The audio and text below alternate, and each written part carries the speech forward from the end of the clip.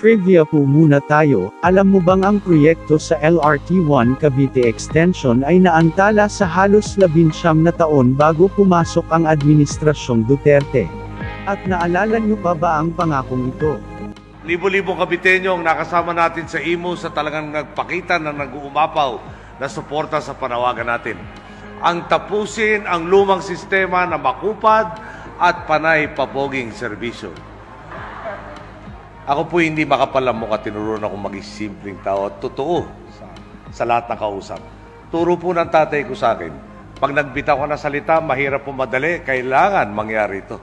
Pagdating naman ng 2015, hindi lang natin mapapabilis ang biyahe mula Baclaran hanggang Bacoor, kundi madadagdagan din tayo ng tinatayang 250,000 na pasaherong ang maisasakay kada araw dahil sa LRT Line 1 Cavite Extension.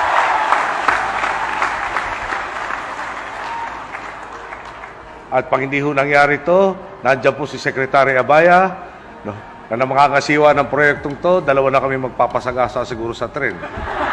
Wow! Wow! We will make a few years the golden age of infrastructure in the Philippines. In other words, we are going to build and build. Background muna tayo sa proyekto ng extension ng Manila LRT1. Sa 20 istasyon sa kahabaan ng 20 kilometro na ruta, ang LRT1 ay naging operasyon noong 1984. Ang sakay nito ay tumaas sa kalahating milyong mga pasahero sa isang araw sa loob lamang ng 3 dekada. Ang huling dekada ay nakakita ng isang makabuluhang pagtaas sa bilang ng mga tao na gumagamit ng ruta. Gayunpaman, dahil sa mahinang pagpapanatili, ang umiiral na infrastruktura ay lumala at ang laki ng fleet ay nabawasan na sanhi ng mga alalahanin sa kaligtasan. Dagdag dito, 3 linya lamang ng metro ang nagsisilbi sa 16 na milyong mga naninirahan sa Maynila. Noong 7 ng Mayo taong 2019, ginawang formal ng Kagawaran ng Transportasyon, DOTR, kasama ang Light Rail Transit Authority, LRTA, at Light Rail Manila Corporation, ang opisyal na pagsisimula ng gawaing construction para sa proyekto ng LRT1 Cavite Extension. Kapag nakumpleto, ang linya ng Riles na ito ay inaasahang magbabawas ng oras ng paglalakbay sa pagitan ng Baclaran at Bacoor, Cavite, mula 1 oras at 10 minuto hanggang sa 25 minuto lamang. Inaasahan din na tataas ang kapasidad ng linya mula 500,000 hanggang 800,000 na mga pasahero araw-araw.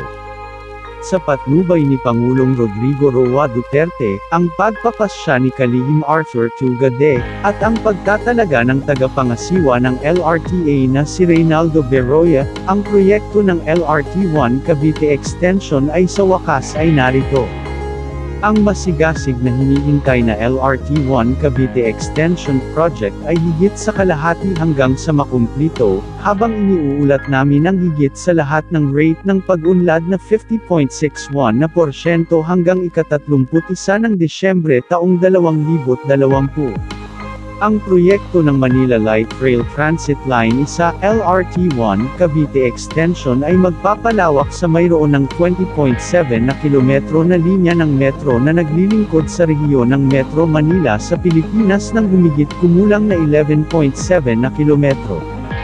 Tinawag din na Green Line, ang LRT Line 1 ay ang unang linya ng metro ng sistemang LRT ng Manila. Ang linya ay tumatakbo sa pagitan ng Baclaran sa lungsod ng Parañaque at ang Congressional Avenue sa lungsod Quezon sa rehiyon ng Metro Manila. Ang panukalang pagpapahaba ay magpapahaba sa mayroon ng linya mula Baclaran hanggang Bacoor City sa lalawigan ng Cavite. Nilalayo ng proyekto na mapaga ng Kasek-Aipa ng trapiko sa pasilyo ng Parañaque Las Piñas Cavite at pagbutihin ang pag-unlad na komersyal sa paligid ng mga istasyon ng tren sa linya. Sa pagkumpleto, ang pinalawig na linya ay inaasahang makikinabang ng higit sa 1 milyong araw-araw na mga pasahero. Ang Light Rail Manila Consortium LRMC, nananalo ng kontrata upang maitayo at patakbuhin ang proyekto ng pagpapalawak, ay nagpapatupad ng proyekto sa suporta ng Light Rail Transit Authority, LRTA, ng Pilipinas at ng Department of Transportation and Communication, DOTC. Ang mga gawaing proyekto ng LRT1 Cavite Extension ay kasalukuyang isinasagawa na may bahagyang pagpapatakbo na naka-schedule na magsimula sa 2021.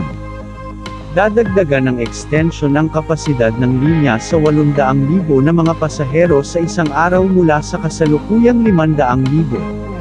Ang iminungkahing pagpapahaba ay iunat ang umiiral na 20.7 na kilometro na linya ng isa sa 32.4 na kilometro at idinisenyo upang maisama ng walang putol sa umiiral na sistema.